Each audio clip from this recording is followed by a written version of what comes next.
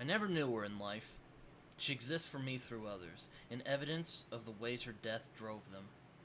Working backward, seeking only facts, I reconstructed her as a sad little girl and a whore. At best, it could have been. A tag that might equally apply to me. I wish I could have granted her an anonymous end, relegated her to a few terse words on a homicide dick summary report. Carbon to the coroner's office, more paperwork to take her to Pottersfield. The only thing wrong with the wish is that she wouldn't have wanted it that way. As brutal as the facts were, she would have wanted all of them known. And since I owe her a great deal, and am the only one who does know the entire story, I have undertaken the writing of this memoir. I mean, that's a hell of a first paragraph. I don't know how that wouldn't grab you. If you say that it doesn't grab you, you're a goddamn liar. I'm just saying it right now. You are a freaking liar. So, yeah. Hello everyone, Britton here, also known as Samoki Dude, and welcome back to another review that I'm doing. Welcome to the peepers, panty sniffers, and prowlers of the group who are fans of the demon dog of American literature himself, and today I am covering James Ellroy's The Black Dahlia. James Ellroy, the demon dog of American literature, as I said. Of crime fiction in general. It's great stuff, so I guess we should get into it before too long. James Ellroy's life seems like one that was ripped straight out of a crime novel, really. Naturally, it would mean that Ellroy would be very gifted at writing crime stories, particularly of the hard-boiled variety. Alongside Dennis Lehane, I would call James Ellroy one of the finest crime writers living today and who is still working. His works are gritty, hard-hitting, and completely unapologetic about what they are. Also, like Lehane, Ellroy seamlessly explores classic noir tropes through a modern lens, though Ellroy does it in his own freaky and unique style, if the first paragraph of Black Dahlia couldn't tell you. I would hardly call The Black Dahlia a perfect work, and I wouldn't even say it's Ellroy's best work. That honor would probably go to L.A. Confidential, at least from what I've read right now. But it is a very good novel, and I do enjoy it a lot. The Black Dahlia is a classic noir story in his own idiosyncratic Ellroyan style, and we get to see where Ellroy would develop some of the themes and character archetypes that he would play with in his later work, such as L.A. Confidential. But in this book, it doesn't feel like they're perfected quite yet. This book definitely feels like Ellroy is clearing his throat, seeing what works and what doesn't. But I'll go more into that as this video goes along. I think what makes James Ellroy particularly so compelling is his honesty, both about himself and just how he sees the world around him. The characters he writes are not good people. A lot of them are racist, misogynistic, homophobic, mentally ill, just absolute fuck-ups, the worst types of human beings you will ever come across. But what redeems them, what makes them sympathetic in our eyes, is that many of them genuinely want to do good. They do have consciences deep inside all of the bad things that they've done, and they want to find absolution for their many faults. I would say that some of the best parts of Black Dahlia is how Ellroy writes about these sick, warped individuals, even the protagonists. As a review I read said, everybody is compromised in an Ellroy work. He writes about these characters with such honesty and sincere empathy, possibly because he has a little bit of that in himself. I mean, watch him and watch his interviews and just watch how he talks and just how he does his whole song and dance. Like, there's something slightly off with the guy. Some more socially conscious people might bristle at Ellroy's casual depiction of racism, misogyny, or homophobia. Yet I can't help but admire his balls and the integrity that he has in depicting these awful people honestly, without a hint of judgment or sanctimoniousness that lesser writers would stoop to. Ellroy doesn't apologize, and if you don't like it, well, I'll just let the guy tell you himself. First paragraph of The Cold 6000, which is set in Dallas, November 22nd, 1963, are as follows. They sent him to Dallas to kill a nigger pimp named Wendell Durfee. He wasn't sure he could do it. If that offends you, fuck you. Put the book down. If you think I'm a racist, fuck you. I will not justify myself and say I am not a racist, because anyone who would say something like that sounds like Richard Nixon saying I am not a crook. If you're that prejudiced against the book, well, you're the Yahoo, not me. The Black Dahlia isn't really a whodunit. That is only part of the equation. And here we really see Ellroy's first treatise on obsession and his notorious belief that closure is bullshit. His characters are haunted and are constantly obsessed, whether it be with women or solving the case or finding some sort of absolution with themselves. It really makes sense that Ellroy would write... few really write about obsession as well as Ellroy does. A recurring theme in Ellroy's work is how he takes the idea of the savior complex and he pushes it to its logical extreme. And we also see just how irrational it often is. I mean, you could tell from the first paragraph how the narrator, Bucky, kind of contradicts himself. He says that he never knew her in life, yet he speaks like somehow he has this intimate connection with her, even though he doesn't. The detectives in this story aren't heroes.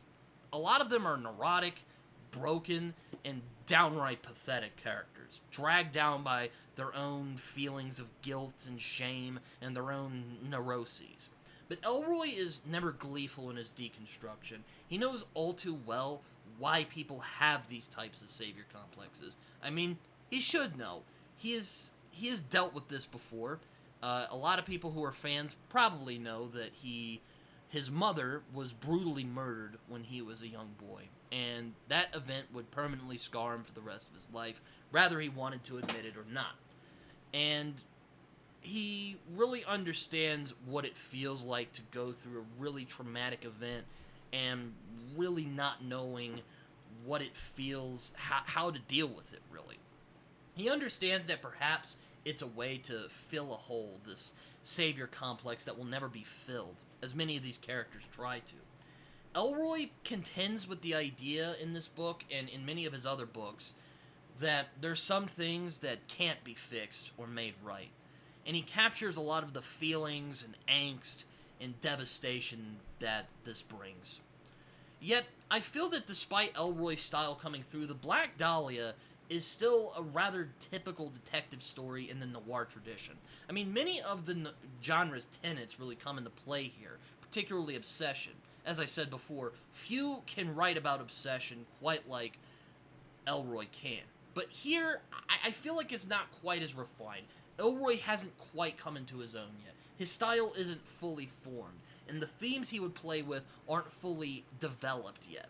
I mean, if LA Confidential is the fulfillment of the promise showed here, then the Black Dahlia feels like Ellroy's clearing his throat and preparing his mission statement. The thematic depth that Ellroy is capable of isn't really shown here at its fullest. I suppose I should have expected this, considering that this book was his breakout book in many ways. Nonetheless, I was left somewhat cold by that. My other big gripe, really, is the protagonist and narrator himself, the buck-toothed former boxer turned cop, Dwight Bucky Bleichert. Again, a lot of this comes down from Bucky's archetypal nature. He is a typical protagonist of the noir tradition. He is obsessed, moody, jaded by a world that seems to get worse, and thinking that somehow he can gain some peace, some absolution, if he can solve the murder of this dead woman. And the dead woman being one of the most notoriously unsolved cases in American history. I found myself being more drawn to his partner, Lee Blanchard, as he seemed more appropriate as an Ellroyan protagonist. I mean, sure, Bucky has his demons and neuroses that he deals with, but it never really felt like it drove him. It never felt like he had this itch, this burning sensation, like Ed Exley or Jack Vincennes from LA Confidential. It never felt like the obsession that he had to complete his mission by any means necessary. It never really felt like it clawed at him. It never really felt like it ate at him, as it does in some of Ellroy's best books. I mean, sometimes I entertained the idea of seeing a book where Lee was the protagonist instead of Bucky, because he seemed more appropriate as a protagonist that Ellroy would have in his works. I mean, hell, he's neurotic, he's dealing with a lot of trauma, And really that trauma has defined his life in many ways that many of Ellroy's best characters are defined by. Right. Alas, that is not the book we ended up getting, and the book we ended up getting was followed from Bucky's perspective. For some reason. Again, I know that he has his own demons and his own issues that he works through, but again, it never really felt like it was driving him. It never felt like he was truly haunted by it. It was there a little bit, but it never really felt... I never really got that feeling of this intense drive that I see in a lot of Ellroy's great characters, such as Ed Exley or Bud White or even Jack Vincennes. But I digress. Gripes aside, I think The Black Dahlia is still a fine novel. Ellroy's world is always corrupt and decadent, stubbornly unchanging. The mystery is compelling, and Ellroy creates a world filled with strange and often frightening characters you would never want to meet in the real world, much less allow them to police our streets. My God, the corruption in this book is insane. And you know what's even scarier? A lot of this is based on a true story. A lot of this is not exaggerated. I wish it was, but that is not the world we live in, unfortunately. Ellroy's Los Angeles is as much of a character as the people who operate in it. His Los Angeles is a microcosm to our own world, forever stuck in inequity and corruption. That was a lot.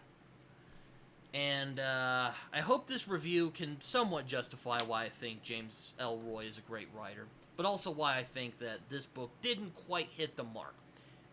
Even though I thought this was a very good novel. I think James Ellroy is a great writer.